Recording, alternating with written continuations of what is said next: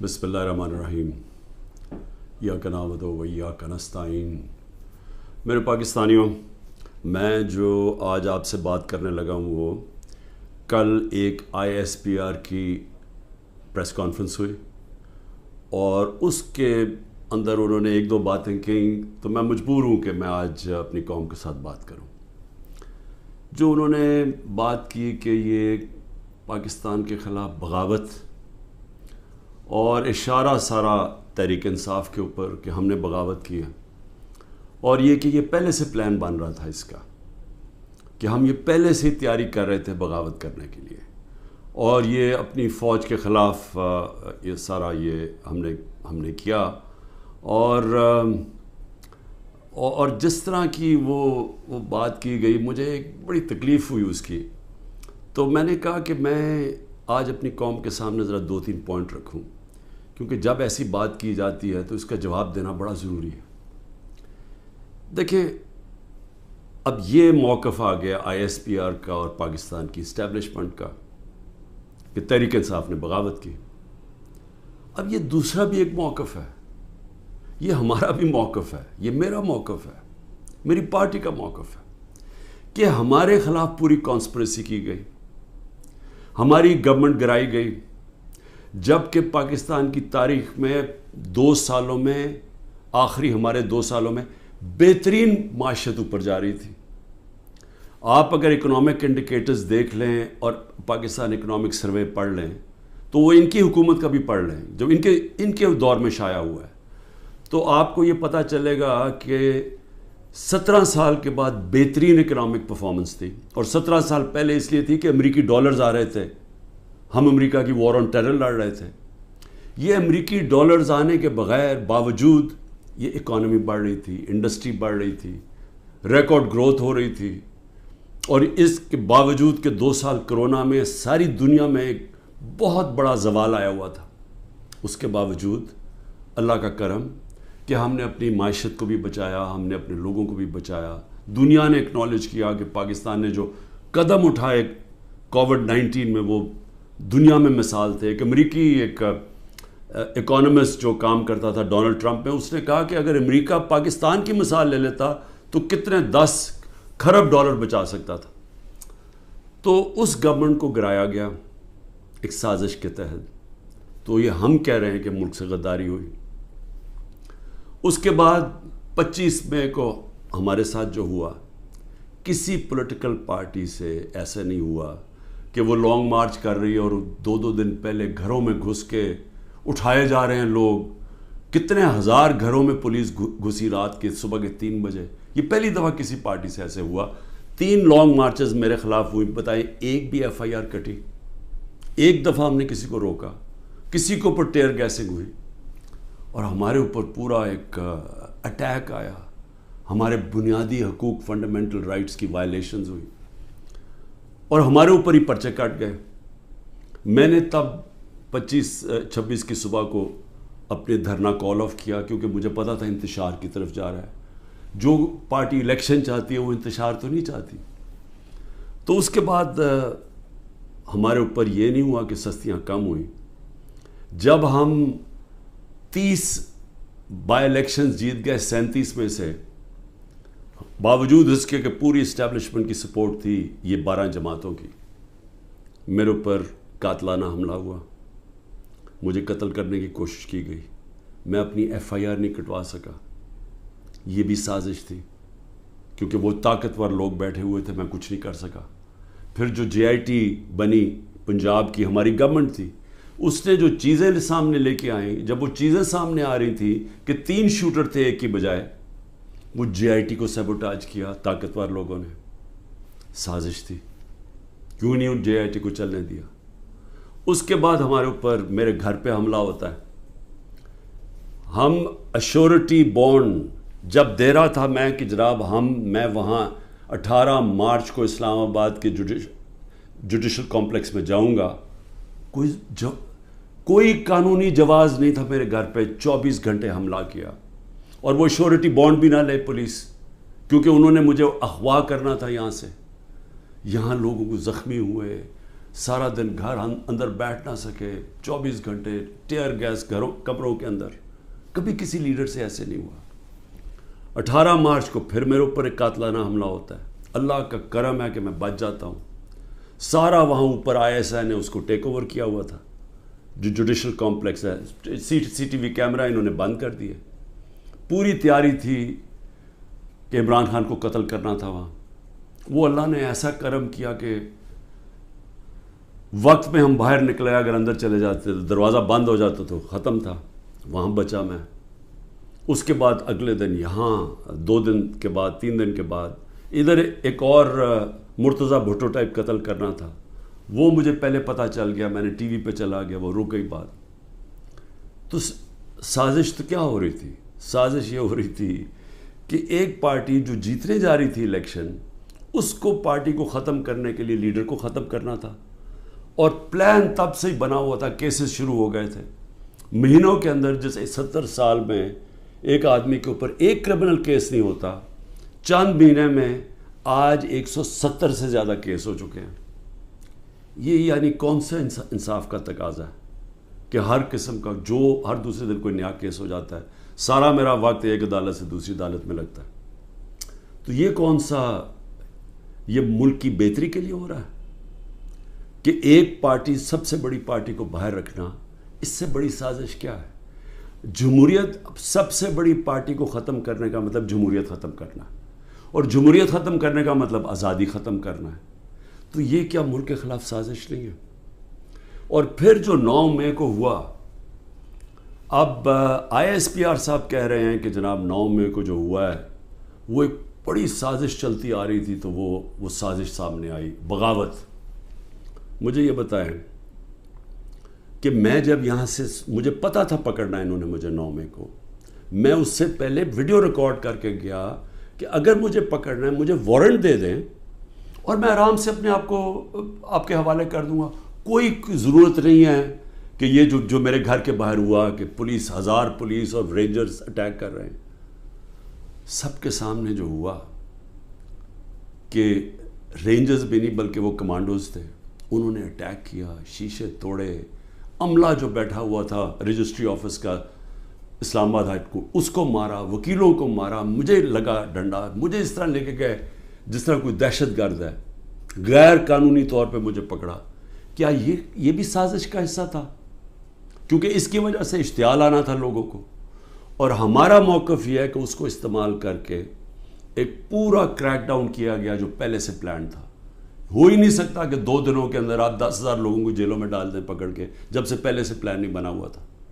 اور اس کے بعد جو بھی چیزیں ہو رہی ہیں کہ جو PTI کا ہے اس کو پکڑ لیتے ہیں، جیلوں میں ڈال دیتے ہیں، بری طرح رکھا جا رہا ہے، تشدد کیا جا رہا ہے، کسٹوڈیل ٹارچر کی جا رہی ہے، اور جو ہاتھ کھڑا کر کے کہتا ہے جی میں تحریک انصاف چھوڑ رہا ہوں، سب کچھ معاف۔ تو میرا اب سوال یہ ہے کہ ISPR کا یہ موقف ہے کہ فوج کے خلاف بغاوت ہے، ہمارا یہ موقف ہے کہ یہ ہمارے خلاف پوری سازش ہوئی پارٹی کو ختم کرنے کی، تاکہ وہ الیکشن نہ لڑ سکے اور عمران خان کو الیکشن سے باہر کیا جائے۔ یہ 170 کیسز اس لیے ہیں کہ کسی طرح ڈسکوالیفائی کرو یا جیل میں ڈالو، اور یہ ملٹری کورٹس بھی میری نظر میں اس لیے ہیں کیونکہ سول کورٹس کے اندر یہ جو سارے کیسز ہیں یہ کبھی چل سکتے ہی نہیں ہیں، کیونکہ بوگس کیسز ہیں۔ تو اس لیے ملٹری کورٹس بنائے جا رہے ہیں تاکہ اس میں عمران خان کو سزا دی جائے، تاکہ وہ الیکشن سے باہر ہو جائے۔ تو میں آج اپنی ملٹری اسٹیبلشمنٹ کو کہنا چاہتا ہوں کہ دیکھیں، انصاف کا تقاضا تو یہ ہے کہ ISPR نے تو فیصلہ کر کے ہمیں دے دیا، اور جو بھی بیان آتے ہیں اسٹیبلشمنٹ سے اس سے واضح ہوتا ہے کہ ہم ہی بغاوت کر رہے ہیں، PTI اور عمران خان۔ آپ نے تو اپنا مائنڈ دے دیا ہے، تو اب سوال یہ ہے کہ آپ ملٹری کورٹس میں اب کیسے فیصلہ کر سکتے ہیں؟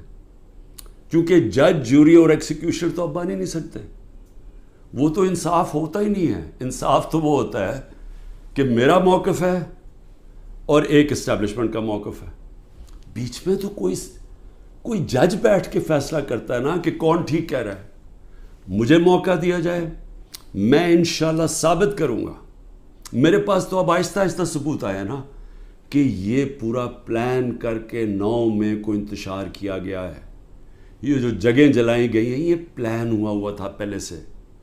یہ جو پکڑے تھے 10,000 لوگ یہ پہلے سے پلان بنا ہوا تھا. اور یہ پلان صرف ایک مقصد سے تھا کہ تحریک انصاف کو ختم کرنا ہے. یعنی جو کاٹا ڈالا ہوا تھا، جو بار بار مجھے ہمیں اسٹیبلشمنٹ بتاتی تھی، جو میرے ابھی بھی لوگوں کو ملتی ہے، تو ہمارے جو سارے لوگوں کو ملتی ہے ان کو ایک ہی کہ جی عمران خان کے اوپر کاٹا ڈل گیا ہے، آپ کسی اور پارٹی میں چلے جائیں، پی ٹی آئی کا کوئی مستقبل نہیں ہے. پہلے تو ان کی بزنسز بھی بند کرتے ہیں، گھر بھی توڑتے ہیں، سب کچھ، لیکن ساتھ پھر یہ مایوس بھی کر دیتے کہ جی عمران خان کا تو کوئی چانس ہی نہیں ہے. تو بڑے رسپیکٹفلی میں کہنا چاہتا ہوں کہ ایک یہ عدالت میں کیس چلنا چاہیے اور اوپن ٹرائل ہونی چاہیے. میری ایک اور ریکویسٹ ہے، یہ ٹیلی وائز ہونی چاہیے ٹرائل، کیونکہ یہ ایک ملک کے خلاف اگر بغاوت ہے تو یہ کوئی چھوٹی چیز نہیں ہے. تو یہ چھپا کے نہیں ہونی چاہیے، پبلک میں ہونی چاہیے. سارے جو آپ کہتے ہیں کہ آپ کے پاس ثبوت ہیں آپ لے کے آئیں، جو میرے پاس ثبوت ہے وہ ہم لے کے آتے ہیں، قوم کے سامنے رکھیں. کیونکہ اگر اپنی فوج کے خلاف کوئی بغاوت کرتا ہے اس کو سزا ملنی چاہیے. میری طرح کا آدمی جو فیصلہ ساری باہر 20 سال باہر کمائی کی، سب کچھ بیچ کے آج میرا پاکستان میں، میرا ایک پیسہ پاکستان سے باہر نہیں ہے. تو مجھے اگر غدار کہا جا رہا ہے تو مجھے موقع ملنا چاہیے اپنے آپ کو بے قصور ثابت کرنے کا پبلکلی. اور دوسری طرف جن لوگوں کو آج اوپر بٹھایا گیا ہے، جو سارے آج دبئی بیٹھے ہیں، پاکستان کے فیصلے دبئی میں ہو رہے ہیں. مجھے یہ آج بتا دیں کہ کبھی سنا ہے نریندر مودی جا کے کسی اور ملک کے اندر اپنے وزیروں کو بٹھا کے فیصلے کر رہا ہے؟ کبھی سنا ہے کہ برطانیہ کا پرائم منسٹر جا کے یورپ میں بیٹھا ہوا، یا یورپین پرائم منسٹرز کہیں اور جا کے کر رہے ہیں؟ کبھی دنیا میں سنا ہی ہے؟ یہ ملک سے مذاق کیا ہو رہا ہے کہ جن لوگوں کا اسٹیک ہی پاکستان میں نہیں ہے، ان کی دبئی میں بڑی بڑی پراپرٹیز ہیں، لنڈن میں بڑی پراپرٹیز ہیں. اور یہ مجھے کس نے بتایا ہے؟ یہ ہماری ISI نے ہمیں بتایا ہے. یہ نیب کے جو پہلے چیئرمین تھے جنرل امجد، انہوں نے مجھے آج سے 20 سال پہلے 23 سال پہلے پوری بریفنگ دی کہ ان کی کتنی پراپرٹیز ہیں ملک سے باہر. یہ سارا وقت ہمیں کدھر سے انفارمیشن آتی تھی؟ کیونکہ ISI کے پاس انفارمیشن ہوتی تھی، ادھر سے ہمیں انفارمیشن ملتی تھی کہ ان کی کتنی پراپرٹیز باہر ہیں، انہوں نے کتنا پیسہ کیا، فلانی ڈیل سے کتنا پیسہ کمایا. وہ لوگ جو آج اربوں ڈالر کی باہر پراپرٹیز لے کے بیٹھے ہیں، جن لوگوں میں ایک کہتا ہے کہ نواز شریف کہتا ہے کہ ہندوستان کو کہ جی یہ پاکستانی فوج دہشت گردی کر رہی ہے ڈان لیکس میں، دوسری طرف واسع زرداری جا کے کہتا ہے امریکنوں کو کہ جی ایڈمرل منل کو، وہ حسین اکانی اس کا ایمبیسڈر کہتا ہے کہ ہمیں بچا لو پاکستانی فوج سے، امریکنوں کو کہتا ہے. وہ ٹھیک ہیں جن کے اربوں ڈالر باہر پڑے ہیں اور جو آج سارے مل کے، یعنی پاکستان میں انہیں کوئی جگہ نہیں ملی میٹنگ کے لیے، وہ باہر بیٹھے ہوئے سارے. اور عمران خان جو سب کچھ اپنا چھوڑ کے بیچ کے آج پاکستان ہے، وہ غدار بن گئے. مجھے یہ بتائیں، میں پرائم منسٹر 3.5 سال تھا، مجھے ایک بتائیں میں نے نجی دورہ کیا ہو، پرائیویٹ وزٹ کی ہو. میرے بچے انگلینڈ میں تھے، 2 دفعہ مجھے برطانیہ کے پرائم منسٹر نے آفر کی کہ لنڈن آؤ. میں کیوں نہیں گیا؟ کیونکہ میں جب کوئی باہر کا دورہ کرتا تھا پہلے میں دیکھتا تھا میرے ملک کو اس کا کیا فائدہ ہے. کیونکہ جب ایک پرائم منسٹر باہر دورہ کرتا ہے، پاکستان کے ڈالر خرچ ہوتے ہیں، ہمارا پیسہ خرچ ہوتا ہے، ہمارا مقروض ملک ہے. میں تو اپنے بچے تک نہیں گیا. نواز شریف 22 دفعہ نجی دورے کیے اس نے لنڈن کے جب وہ پرائم منسٹر تھا.